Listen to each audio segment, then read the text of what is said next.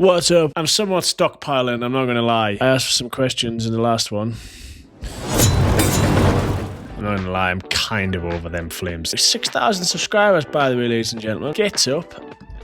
Alright then, let's go. Not a question. Are you going to start making some more merch, not just normal clothes, but Enduro stuff and other designs for boots? Maybe even a lid. I'm not entirely sure what you mean. Boots obviously launched at Newcastle, that was sick. My helmet has to be Red Bull. So then to do something else, which is, I know other people do it, but I'm not against it. I'm all for signature stuff. Yeah, I'm not really sure what else you could do. Let us know, what else do you want us to make? Give us some suggestions. Esberg win 2025 on the cards. When are the whole old Husky projects going to be done? Well, isn't that such a good question? Esberg win would be nice. Very excited to get back there. Obviously missed it last year due to injury. Commentated with a broken hand due to a miscellaneous incident the day before. But no, all races aren't nice to miss, but that one last year really stung. So excited to be back there. And all old Husky projects, believe it or not, there was some progress made, not last week, the week before with the two-stroke. The 610, your guess is as good as mine how that's getting on. I'm not gonna lie, I also haven't done the best job at staying in touch with Chris. Maybe I message him next week when I'm feeling a bit more up to it. But the two-stroke, I'm hoping to do some stuff on this summer. Sausage roll or steak bake? If I choose between them two, steak bake. If you had to choose different motorcycle discipline to be pro in, what would it be? Or would you rather be a pro MTB downhiller? I don't know whether I'd rather be one, but that's probably going to be the answer to my question. Well, in fact, I'd be happy to be pro anything, to be honest. I enjoy just about every sport. What do you think the rest of the field are lacking to give you that little bit more competition? Fitness, bike setup, track time, etc. Well, I'm not answering that question. I do have some answers, but I'll be keeping them to myself. How do I get a pink beanie bolt? We need a merch drop. Everest out. There is no pink beanies in stock. There's navy blue and there's black on the Kex website. Message Ed, he'll tell you when they're coming back. Question, what's up with the jersey competition? I was hoping no one was going to. In fact, I think I can show you what's up with the jersey competition. Bear with us a second. Oh my god, was it 2023? Gear Comp 2023. Look, we've even got a shortlist ready.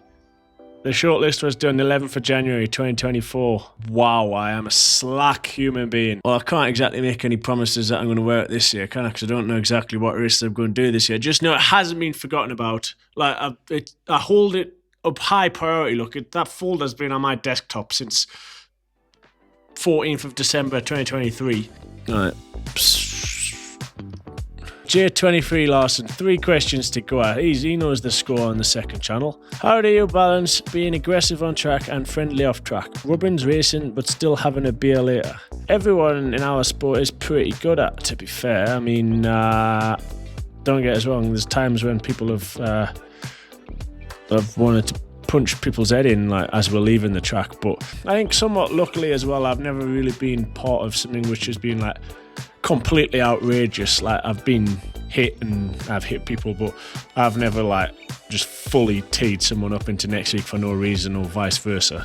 I'm not entirely sure how I would have reacted to that situation, but we're just playing on motorbikes at the end of the day. I think everyone kind of has to bear that in mind as well. Like, we're not changing the world, we're just messing around on motorbikes. On the React video, when you fall into the back of Johnny, what's going through your mind about the overall? That obviously won Super Pole in the first 2 finals, so my overall, I wasn't really too concerned. I just wanted to try and get back going as fast as possible. And question 3, when you're on the second row, you seem pretty patient on the first lap. How did you get confidence to wait back and let the race come to you? Well, I would actually say I'm less patient because I've noticed Johnny this year has been pushing really hard on the reverse grid starts to get to the front as fast as possible. And that's meant I've kind of had to do the same. Otherwise, as you've seen in Budapest, I left it too late and caught him up. I actually also somewhat, I wasn't paying enough attention and I thought there was one more lap left of the race, but didn't catch him up with enough time, kind of let the race go too early at the front. In some ways, I found when I was younger it helped to be patient and not rush into the first lap because starting from the second row, you're like literally guaranteed to find traffic. So if you like start the race in a, what's the word? Like if you start the race chomping at the bit and wanting to smash everyone out the way, you've probably got like 10 or 12 riders to get past. The chances of doing that cleanly without someone else making a mistake that messes you up or making a mistake yourself is quite difficult. So I found it did help to just be patient on the first lap. So that's where it kind of came from. But yeah, like I say, I've had to really increase the urgency a little bit, race 2. Bummer on the FIM Enduro World Championship season. Hopefully they'll scratch together new promoters. At least they'll be standalone events. I can't be bothered to talk about that. Can't be asked. What's your opinion on the current state of Wes and Limloos? I'd love to hear more about the business of riding/racing, i.e. how you make a living, or the average rider, not you specifically. What's the day-to-day like putting money in the bank? Whoa.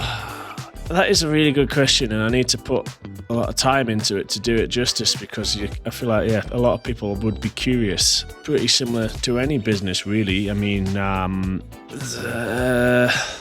day to day, I'm slack. Like, I've just been informed I was supposed to have sent an invoice from November, and that I found out today I haven't. That gives you an indication as to how my admin goes. Most sponsors pay monthly, some pay 3 times. Well, actually, no, not most of them. They all pay differently, really. Some sponsors pay monthly.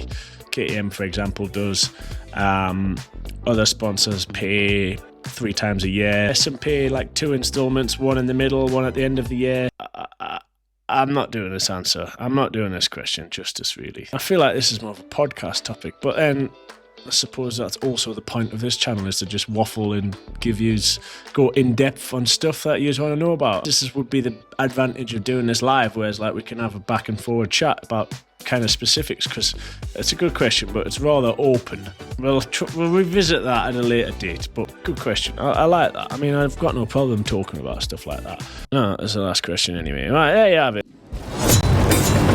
Flames, bro. You know how many videos do I need to do to get me 29.99's worth? Right, that's enough. Give us some video suggestions of what more you want to see. I've actually got in fact, should I do it on the end of this one while I'm going? No, well, save it for another one. I'm going to search my name and then just watch a load of random videos. I want to watch some videos from pre-2021 when we started vlogging.